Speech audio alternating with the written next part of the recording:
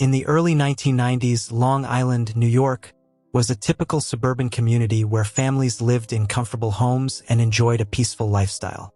At the center of the story is 16-year-old Amy Fisher, who grew up feeling neglected and invisible during her childhood. Living in a household where she often felt overlooked, Amy sought love and acceptance in a world that seemed to ignore her.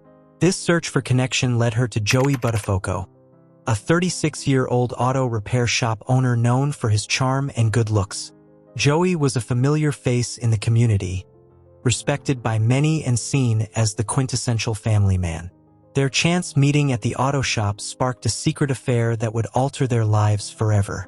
As Amy became infatuated with Joey, her feelings turned into an obsession, leading her to believe that eliminating Joey's wife, Mary Jo, was the only way to secure her future with him.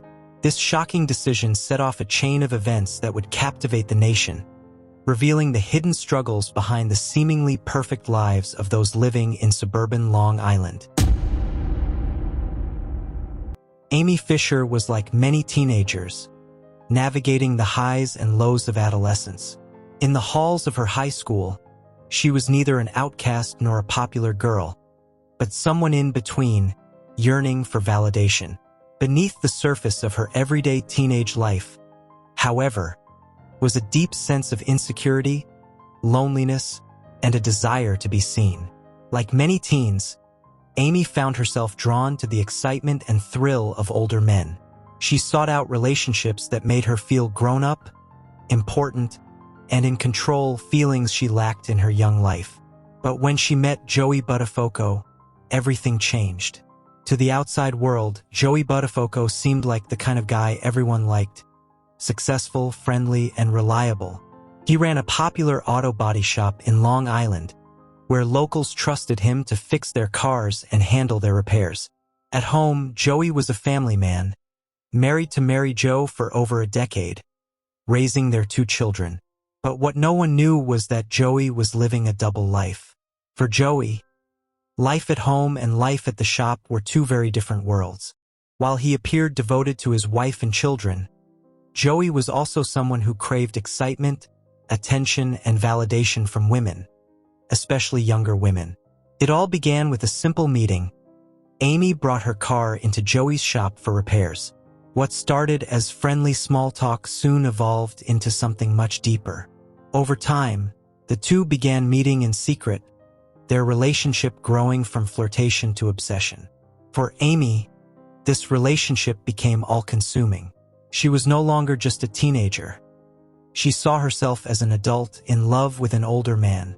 But the secrecy and the illicit nature of the affair only made her feelings grow stronger. As their relationship deepened, so did Amy's infatuation. Joey Buttafuoco knew exactly what to say to keep Amy hooked.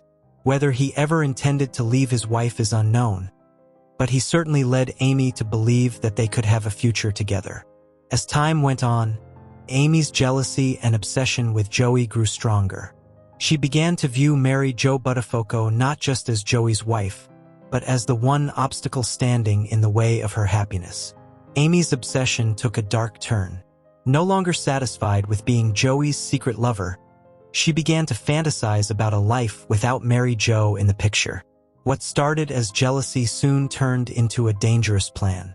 The line between fantasy and reality had become blurred for Amy Fisher, and soon, she would cross that line in a way that no one could have imagined. Her jealousy and anger would push her to commit a crime that would shock the nation and change the lives of the Buttafuoco family forever. As the months went by, Amy's obsession with Joey Buttafuoco grew more intense. What began as a secretive affair had spiraled into an all-consuming fixation.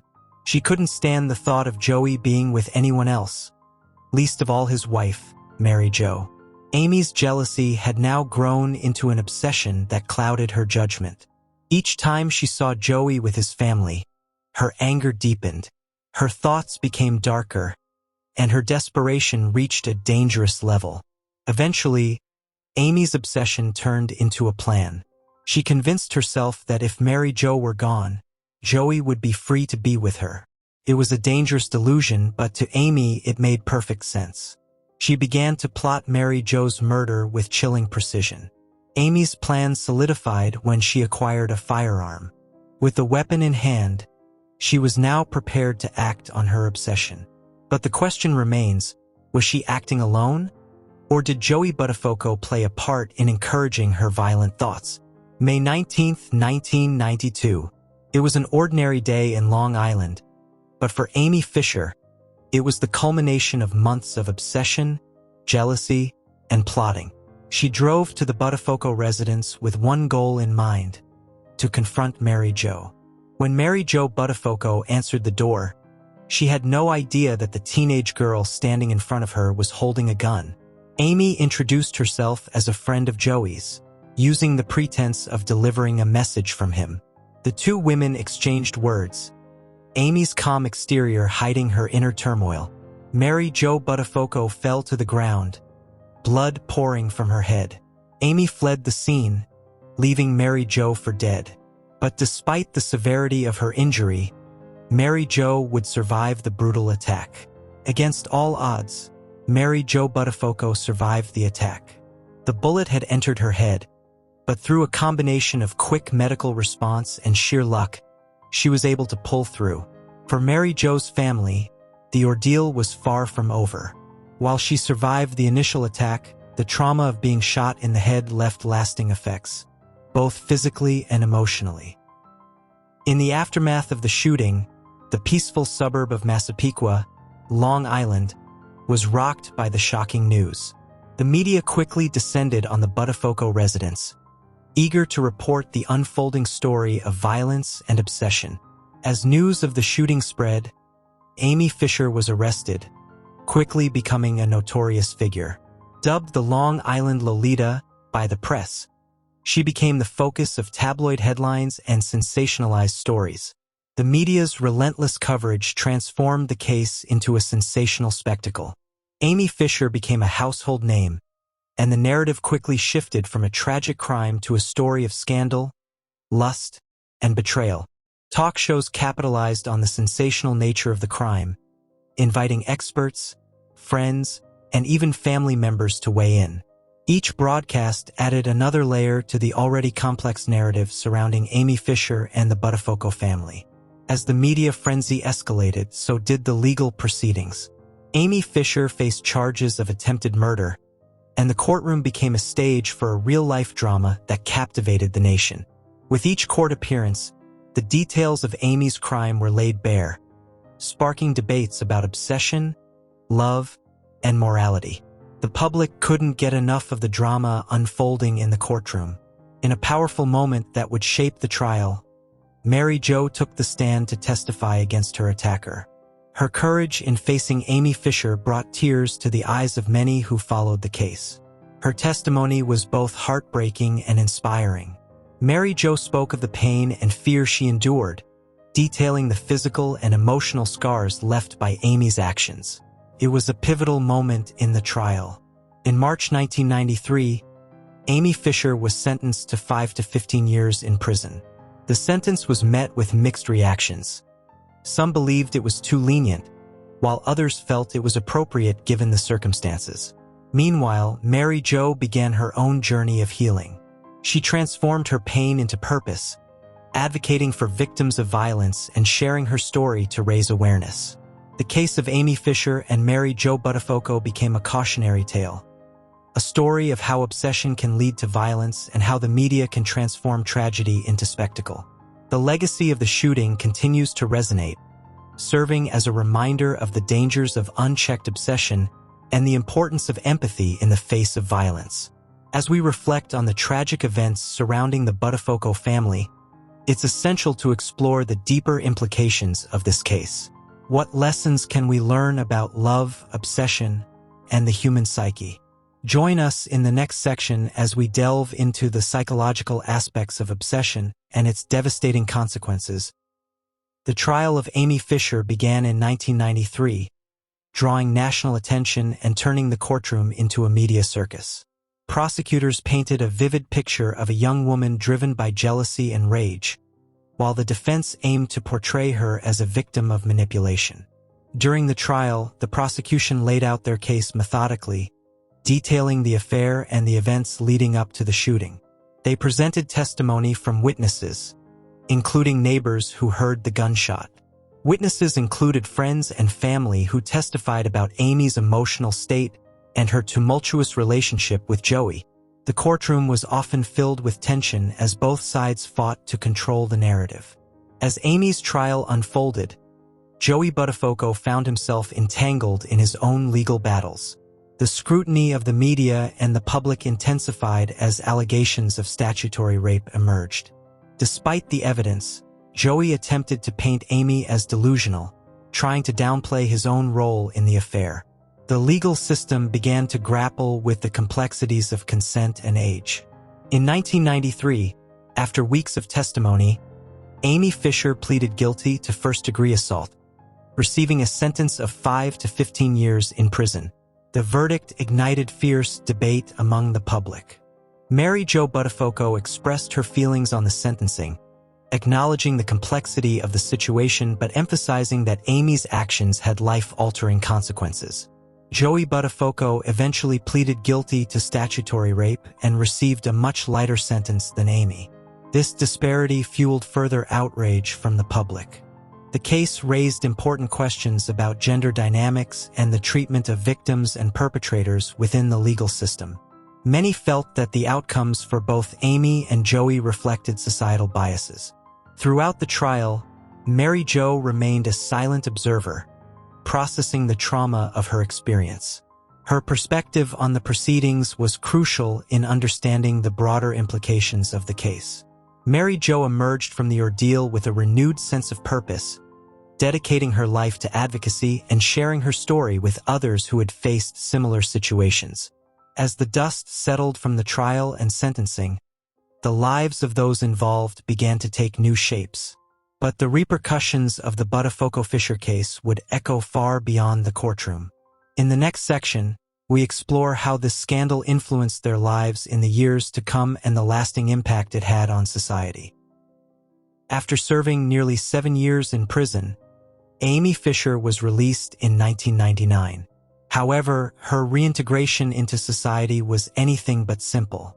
The Long Island Lolita label followed her, making it difficult for her to escape her past.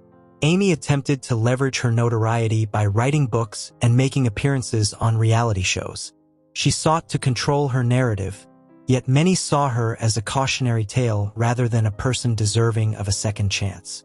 In the years following the scandal, Joey Buttafuoco tried to rebuild his life and career. Yet, the shadow of the affair loomed large. He faced ongoing challenges, including further legal troubles. Despite his attempts at rehabilitation, Joey found himself in trouble with the law multiple times, leading to questions about his ability to change. The allure of his past kept pulling him back. For Mary Jo, recovery was a journey filled with challenges. However, she emerged from the ordeal stronger, using her experience as a platform for advocacy. Mary Jo became a beacon of hope for many. Her advocacy work focused on education and prevention, highlighting the importance of understanding the realities of gun violence. The fallout from the Buttafuoco-Fisher scandal extended beyond the individuals involved, affecting families and communities. Mary Jo's children faced the challenges of living under the shadow of their mother's ordeal. The public scrutiny took a toll on Mary Jo's children, but with their mother's guidance, they learned to navigate the complexities of their situation. The importance of family support became paramount. Public perception of the scandal shifted over time. Initially sensationalized, the media later began to reflect on the complexities of the relationships involved and the societal implications of the case. The Buttafuoco-Fisher case became a lens through which society examined issues of gender dynamics, power imbalances, and the treatment of young women in the media. As the years passed, the legacy of the Buttafuoco-Fisher case continued to resonate. The cultural impact of the scandal remains relevant, inviting discussions about morality, ethics, and the media's role in shaping narratives. In the final section, we will explore how this scandal has influenced pop culture and societal views on crime and gender. The Amy Fisher story captivated America, inspiring multiple TV movies, books, and documentaries. Each retelling added layers to a narrative already steeped in controversy, fascination, and tragedy. The cultural fascination with Amy Fisher reflects society's broader obsession with narratives involving youth, sexuality, and betrayal. The Lolita archetype found its way into discussions about societal norms and morality. At the heart of the Fisher-Buttafuoco scandal lies a complex interplay of gender, power, and crime. Experts argue that Amy's case opened a dialogue about the exploitation of young women and the societal systems that enable such behaviors. The media's portrayal of the affair reinforced harmful stereotypes, painting Amy as a predator while downplaying Joey's culpability. This dynamic reveals underlying issues within societal attitudes toward gender and consent. The scandal had far-reaching implications for legal frameworks surrounding statutory rape. Advocacy groups emerged, pushing for stricter laws and greater awareness regarding the exploitation of minors. As society grappled with the ramifications of the case, changes began to surface in legal discussions, focusing on the importance of protecting vulnerable individuals from exploitation. The role of media in shaping narratives around crime is critical. The coverage of the Fisher-Buttafuoco scandal raised questions about journalistic ethics and the responsibility of the press in reporting sensitive stories. The sensationalist approach often overshadowed the complexities of the case, leading to a skewed public perception of both Amy and Joey.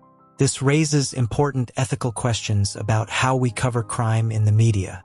As society continues to reflect on the events surrounding Amy Fisher and Joey Buttafuoco, the case serves as a crucial touchstone for discussions on morality, consent, and the media's influence on public perception. While the story may have begun decades ago, its lessons resonate today. The ongoing dialogue surrounding the Fisher-Buttafuoco case encourages society to examine its values and ensure the protection of vulnerable individuals. As we reflect on the cultural impact of the Amy Fisher and Joey Buttafuoco scandal, it becomes clear that this tragic story is more than a mere crime. It is a mirror reflecting the complexities of human relationships, societal values, and the enduring struggle for justice. The Amy Fisher and Joey Buttafuoco scandal is a story that resonates far beyond its time, reflecting the darker aspects of human relationships, the media's influence, and the long-lasting impact of personal choices. What started as a tragic affair became a national spectacle, leaving behind a legacy that still evokes reflection today. For Amy Fisher, her decisions in youth led to a life of public scrutiny and personal regret, reminding us of the fragility of adolescence and the consequences of impulsive actions. Joey Buttafuoco, too, faced the reverberations of his choices, impacting his family and public reputation in ways that lasted for decades. But amidst the turmoil, Mary Jo Buttafuoco's story stands out as one of resilience, turning a senseless act of violence into an opportunity to advocate for gun violence awareness and personal growth. This case serves as a cautionary tale about the dangers of manipulation, obsession, and toxic relationships. It highlights the importance of educating young people about healthy boundaries, consent, and emotional intelligence. Moreover, it calls attention to the need for responsible media coverage, emphasizing the human cost of sensationalized reporting. As we move forward, the lessons from this scandal remain crucial: to prioritize understanding, compassion, and education in addressing similar issues today. The legacy of the Fisher-Buttafuoco case is not just one of scandal, but also of survival, advocacy, and the opportunity for change.